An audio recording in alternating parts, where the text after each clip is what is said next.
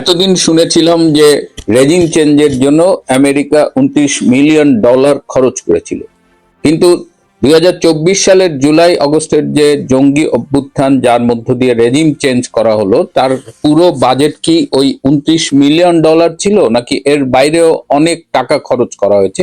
আজকে সেই বিষয়ে একটা চমকপ্রদ তথ্য আপনাদের সাথে শেয়ার করব। এর সাথে ডোনাল্ড ট্রাম্প মিরপুর চিড়িয়াখানার ভিআইপি মহিষ, তার আপডেট তো থাকছেই। 1966 সালের এই দিনে বঙ্গবন্ধু 6 দফা ঘোষণা করেছিলেন। এই 6 দফা ঘোষণার মধ্য দিয়েই আসলে বাংলাদেশের 71 সালে যে স্বাধীনতাটা আমরা অর্জন করেছিলাম তার বীজ রোপিত হয়েছিল বলা যায়। এই 6 দফার পথ ধরে, এটাকে যে কারণে বলা হয় স্বাধীনতার সনদ বা মুক্তির সনদ, এই 6 দফার পথ ধরেই ইতিহাসের ধারাবাহিকতায় 69-এর গণ অভ্যুত্থান, 70-এর নির্বাচন এবং ধারাবাহিক আন্দোলন সব মিলিয়ে আমরা 1971 সালে রক্তক্ষয়ী 9 মাসের যুদ্ধের মধ্য দিয়ে বঙ্গবন্ধু শেখ মুজিবুর রহমানের নেতৃত্বে একটি বাংলাদেশ পেয়েছিলাম। আজকে এই ঐতিহাসিক দিনটির কথা আপনাদের সামনে স্মরণ করছি, সেই সাথে স্মরণ করছি আমাদের জাতির পিতা বঙ্গবন্ধু শেখ মুজিবুর রহমানকে, যিনি নেতৃত্ব দিয়ে বাঙালি জাতিকে একটি স্বাধীনতা, একটি ভূখণ্ড উপহার দিয়ে গিয়েছিলেন। যাই হোক, যেটা নিয়ে শুরু করছিলাম, আপনাদের নিশ্চয়ই খেয়াল আছে গত 2 সপ্তাহ আগে আমি এই রূপান্তরের সত্যে আমেরিকার যে 250তম স্বাধীনতা বার্ষিকী উপলক্ষে ঢাকায় যে অনুষ্ঠানটি হয়েছিল, যে অনুষ্ঠানটিতে প্রধান অতিথি ছিলেন অর্থমন্ত্রী বিএনপির নেতা আমির খসরু চৌধুরী, সেই অনুষ্ঠানে ডক্টর ইউনূস এবং তারেক রহমানের সাথে দেখা হয়েছিল। তারেক রহমান সেখানে প্রোটোকল ছাড়া এমনি গিয়েছিলেন এবং সেখানে ব্রেন্ট ক্রিস্টেনসেনের উপস্থিতিতে তারেক রহমান এবং ডক্টর ইউনূসের মধ্যে একটি মিটিং হয়েছিল। এবং আপনাদের আমি বলেছিলাম যে ডক্টর ইউনূস যখন ইন্টারিম গভর্নমেন্টের চিফ অ্যাডভাইজার হিসেবে ছিলেন, তিনি সরকারি বেশ কিছু অর্থ, বেশ বড় অঙ্কের অর্থ তিনি গ্রামীণ ব্যাংক এবং নানান প্রতিষ্ঠানের নামে ডোনেট করে গিয়েছিলেন, যে সরকারি তহবিল থেকে এই টাকাগুলো গ্রামীণ ওইসব প্রতিষ্ঠানে যাবে। কিন্তু 12 ফেব্রুয়ারি নির্বাচনের আগে ডক্টর ইউনূস ওই টাকাগুলো গ্রামীণের ফান্ডে ট্রান্সফার করে যেতে পারেননি। সেহেতু তারেক রহমানের কাছে এই মে মাসের অনুষ্ঠানে ডক্টর ইউনূস সেই টাকাগুলো যাতে দ্রুত গ্রামীণের বিভিন্ন অ্যাকাউন্টে ট্রান্সফার করা হয় সেজন্য অনুরোধ করেছিলেন। কারণ 30শে জুনের পরে যদি টাকা আনস্পেন্ড থাকে, খরচ না করা হয়, তাহলে সেটা সরকারের কাছে ফিরে যায়। এখন ডক্টর ইউনূস কেন এত টাকা গ্রামীণের প্রতিষ্ঠানে, নিজের তো অনেক টাকা নিয়েছে, নিজের কর মওকুফ করেছে, সেটা আপনারা জানেন, কিন্তু কিসের টাকা গ্রামীণের ফান্ডে তিনি সরকারের টাকা নিতে চেয়েছিলেন, কেন নিতে চেয়েছিলেন, সেটি আমরা আজকে জানতে পেরেছি এবং খুবই চমকপ্রদ একটা তথ্য। সেটা হলো যে ওই যে $29 মিলিয়ন কথা ডোনাল্ড ট্রাম্প বলেছিলেন যে আমেরিকা রেজিম চেঞ্জের জন্য খরচ করেছে, এটা আসলে একটা সামান্য অংশ।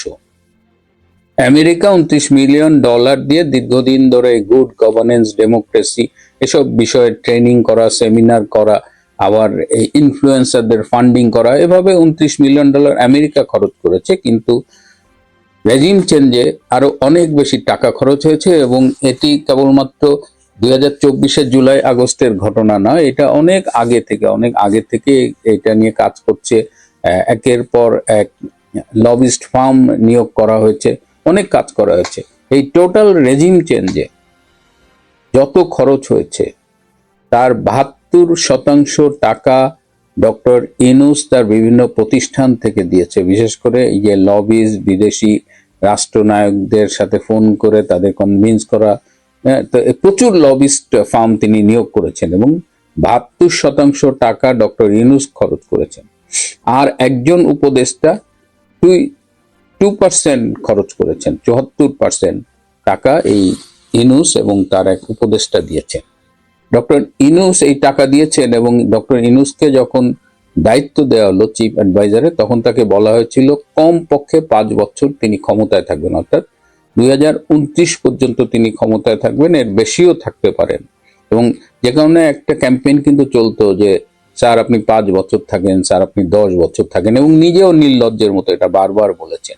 কিন্তু যেহেতু তিনি থাকতে পারেনি, 5 বছর থাকতে পারেনি, মাত্র 1.5 বছরের মাথায় চলে গেছে, তাই তার যে বিনিয়োগটা ছিল সেটা তার মোটামুটি লস হয়ে গেছে। এবং এই টাকাগুলো তো আসে গ্রামীণের বিভিন্ন প্রতিষ্ঠান থেকে, এই ইনুস সেন্টার, গ্রামীণ ফ্রান্স, গ্রামীণ আমেরিকা, এসব নানান জায়গার থেকে টাকাগুলো তিনি নিয়েছিলেন যে 5 বছর ক্ষমতায় থেকে তিনি পোষায় দিবেন, কিন্তু টাকাটা তিনি পুষিয়ে দিয়ে যেতে পারেননি।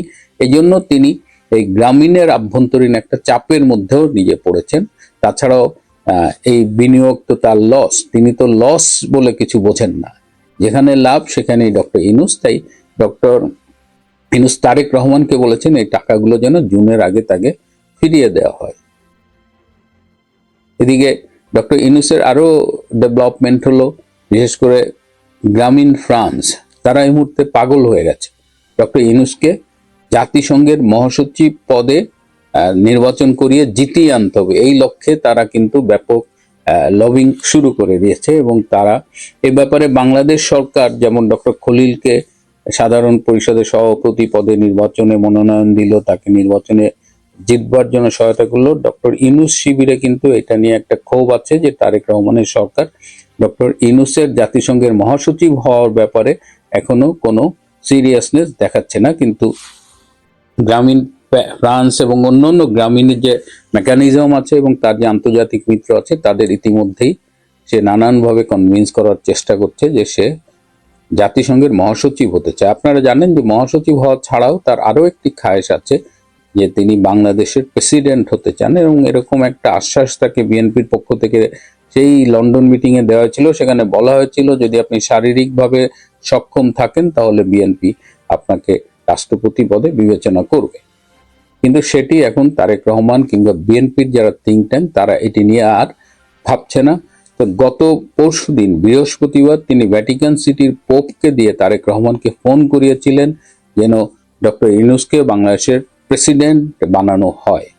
তো পোপ ফোন করলে তো ন্যাচারালি তাকে উইথ ডিউ রেসপেক্ট তার ফোন রিসিভ করা হয়। তারেক রহমান তার ফোন রিসিভ করেছেন, কথা বলেছেন, এবং তারেক রহমান বলেছেন তিনি বিষয়টা ভেবে দেখবেন।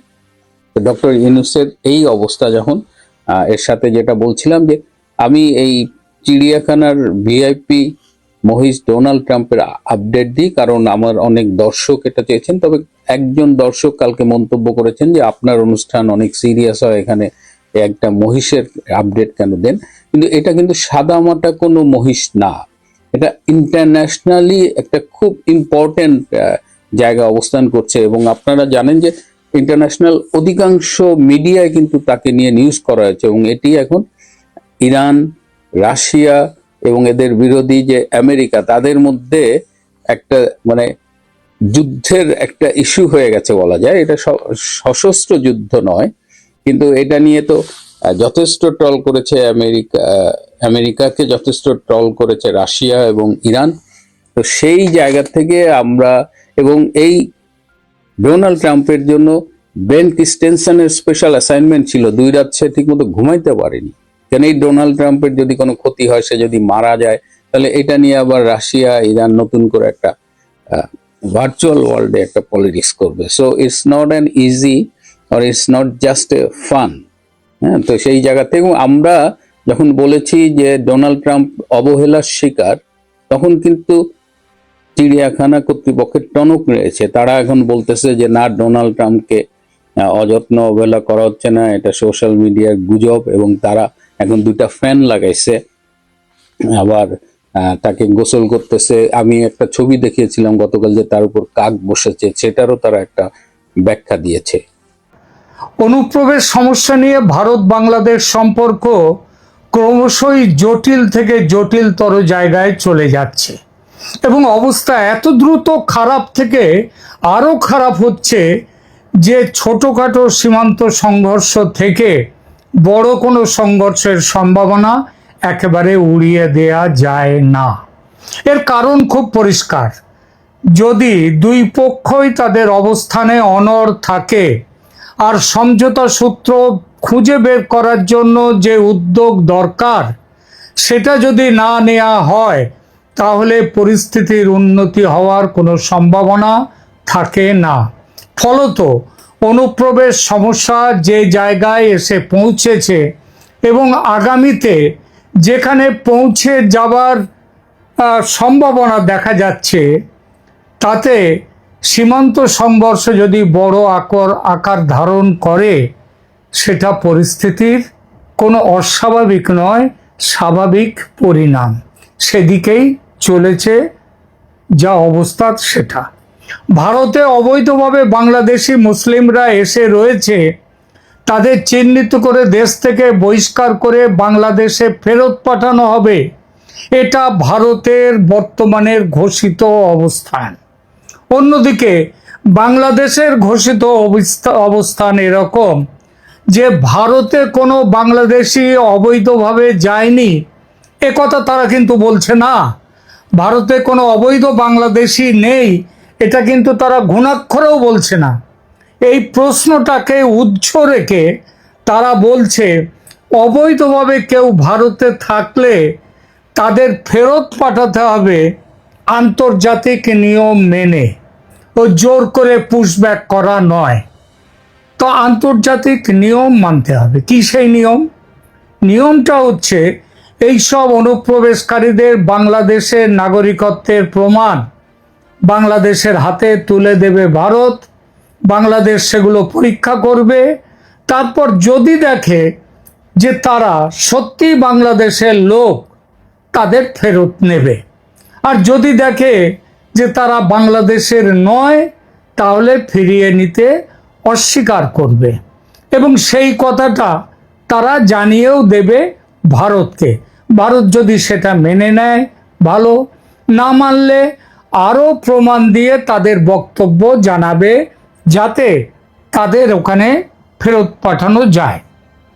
এইটা হচ্ছে নিয়ম। তো এই আন্তর্জাতিক নিয়ম মেনে চললে, যেহেতু এটা পদ্ধতি, আর এই পদ্ধতি যদি দুদেশই মেনে চলে, তাহলে তো ঝামেলা কেন হবে? ঝামেলার সম্ভাবনাই নেই। অবশ্য তারপরেও যে ছোটোখাটো কিছু জটিলতা থাকবে না তা নয়, তবে সেগুলো মোট সমস্যার একটা সামান্য ভগ্নাংশ হতে পারে। যেমন ধরা যাক, কেউ 10 বছর আগে কি 5 বছর আগে একজন বাংলাদেশি পুরুষ তার এক বিবি 3 বাচ্চা নিয়ে চোরাপথে ভারতে এসেছে, কিংবা সে একাই এসেছে ধরা যাক। যদি দেখা যায় সে তার এক বিবি 3 বাচ্চা নিয়ে চোরাপথে ভারতে এসে থাকে, তো তার ধর্মে তো একসঙ্গে একাধিক বিবি, 4টে বিবি পর্যন্ত রাখা আইনসম্মত, তাদের পার্সোনাল ল সেই কথা বলছে। তো সে এখানে এসে করলো কি, বাংলাদেশি মানুষটি, সে আরও একটি ভারতীয় মেয়েকে বিয়ে করলো। তার মানে তার 2টো বিবি হলো, তার আইনে, তাদের পার্সোনাল আইনে এটা চলবে। এইবার সেই ভারতীয় বিবির আবার 2-4টে বাচ্চা এখানে হয়ে গেল। প্রশ্ন হচ্ছে, পুশব্যাকের মধ্যে কি ভারতীয় বউ আর তার বাচ্চারা পড়বে? এই প্রশ্নেরও উত্তর আছে এবং আইনগত উত্তরই আছে। তবে সেটা এই প্রতিবেদনে বলার বিষয় নয়। সেটা নিয়ে প্রয়োজনে আর একটা ভিডিও পরে করা যাবে, যেখানে পুশব্যাক বিষয়ে ক্রিটিক্যাল কিছু বাস্তব সমস্যা নিয়ে আলোচনা করা যেতে পারে। আমি করব। দর্শকদের পক্ষ থেকে সেরকম কোনো জিজ্ঞাসা থাকলে, যেমন এই একটা প্রবলেমের কথা এক্ষুনি বললাম, সে বাংলাদেশের একটি বউ হয়তো বাংলাদেশে রয়েছে কি আর তাকে নিয়ে এসছে, সেটা বড় প্রশ্ন নয়। সে এখানে সে আরেকটি বিয়ে করলো, বিয়ে করবার পর তাদের বাচ্চা হলো, এখানে যাকে বিয়ে করলো সে এদেশের মানুষ, তাহলে সেই এদেশি বউকে এবং তাদের বাচ্চাকে কি করা যাবে? এসবগুলো একটা ক্রিটিক্যাল সমস্যার ব্যাপার। তো এইরকম কারোর যদি কোনো জিজ্ঞাসা থাকলে বলবেন। আমার ইচ্ছা রয়েছে পরে এই ধরনের বিষয় নিয়ে আর একটি এপিসোড আমি করব। যে কথা বলছিলাম, এরকম ক্রিটিক্যাল কেস থাকতেই পারে, তবে তার সংখ্যা কম। সেসব কেস আলাদা করে দেখা যেতেই পারে, কিন্তু জেনারেল কেসগুলো তো জেনারেল নিয়মে মেটানো যায়। ওই আন্তর্জাতিক নিয়ম, ভারত তাদের কাগজপত্র তুলে দেবে বাংলাদেশের হাতে, বাংলাদেশ সেগুলো বিচার করে পজিটিভ কি নেগেটিভ একটা কিছু বলবে। পজিটিভ বললে তাদের ফেরত চলে যাওয়া, নেগেটিভ যদি ভারত বাংলাদেশ রাজি না হয়, তখন ভারত আবার আরও প্রমাণ সাপেক্ষে প্রমাণ দেওয়ার চেষ্টা করবে। এটা আলোচনার ব্যাপার। তো এইভাবে তো মেটানো যায় সমস্যা। সমস্যা তাহলে তৈরি হচ্ছে কেন? সমস্যা থেকে যাচ্ছে কেন? থেকে যাচ্ছে এজন্যেই যে বাংলাদেশ সরকার এবং তার সীমান্ত রক্ষীরা খুব ভালোভাবেই জানে যে ভারত যাদের ফেরত পাঠাচ্ছে তাদের মধ্যে দু একটা ভুল ভ্রান্তি থাকতেই পারে, সেটা স্বাভাবিক। কিন্তু সাধারণভাবে ফেরত যাদের পাঠানো হচ্ছে তারা মূলত বাংলাদেশি, এবং ভারতে তারা অবৈধভাবে ছিল। সিংহভাগ তাদের চোরাপথে এসেছিল, ভারতে থেকে গিয়েছে এখানে, আর কিছু ভিসা নিয়ে গিয়ে ভারতে এসছে, ভিসা ফুরিয়ে গেছে কিন্তু আর ফিরে যায়নি। বাংলাদেশ সরকার এটা খুব ভালোভাবেই জানে। তাই করছে কি, ভারতের চিঠির জবাব না দিয়ে বছরের পর বছর বসে থাকছে। যখন আইনি পথে ফেরত পাঠানো সম্ভব হয়নি, তখন ভারত কি করলো?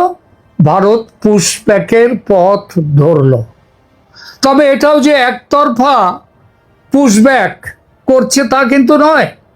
ভারতের সাম্প্রতিকতম নির্দেশ সেই অনুযায়ী কাজ করছে পশ্চিমবঙ্গ সরকার, সেটা হলো যাদের ফেরত পাঠানো হবে তাদের কাগজপত্র তুলে দেওয়া হচ্ছে বিএসএফ এর হাতে। বিএসএফ সেগুলো বাংলাদেশের সীমান্তরক্ষী বাহিনী বিজিবি তাদের হাতে তুলে দিচ্ছে।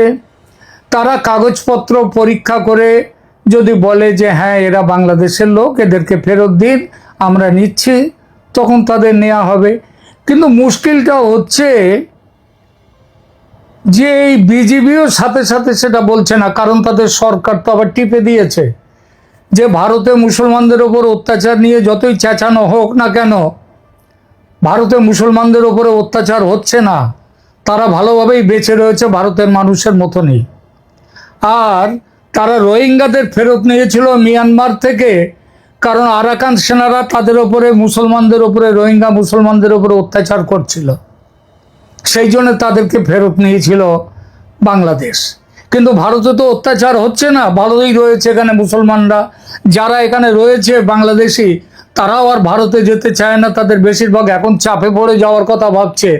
তার আগে তো তারা ভাবতই না। আমার বেশ মনে পড়ে, বেশ কিছুদিন আগে, বছর 2-3 বছর আগে, একটা ট্রেন ধরে আমি হাওড়া থেকে মুম্বাই আসছি, ট্রেনে আসছি। সেই ট্রেনে সেখানে বাংলাদেশের বেশ কিছু পরিবার, পুরো ট্রেন ভর্তি। তারা নিজেদের মধ্যে, একজনকে আমি জিজ্ঞেস করলাম যে কোথায় বাড়ি, বললে আমাদের বাড়ি সাতক্ষীরে। তাই আমি বললাম সাতক্ষীরে বাড়ি, তাহলে আমার বাড়িতে আমাদের গ্রামে আর লোকজন কেউ থাকলো না, সব ইন্ডিয়ায় চলে আসতেছে। এই হচ্ছে কথা। তো এখন তাদেরকে ফেরত চলে যাচ্ছে। তারা তো আর ভারতে প্রেম করতে আসেনি, তাদের নিজেদের বাঁচার স্বার্থে এসেছিল। আর এখানে এসেও দেখেছে যে তারা কাজ পাচ্ছে, খাবার পাচ্ছে। তো ভারতের পররাষ্ট্র দপ্তরের মুখপাত্র গতকাল এ সম্পর্কে স্পষ্টভাবে বলেছেন, ভারত কিন্তু নির্দিষ্ট আইনি পথেই ফেরত পাঠাতে চায় অবৈধদের। কাগজপত্র তারা তুলে দিয়েছে বাংলাদেশের হাতে, কিন্তু বাংলাদেশ জবাব দিচ্ছে না।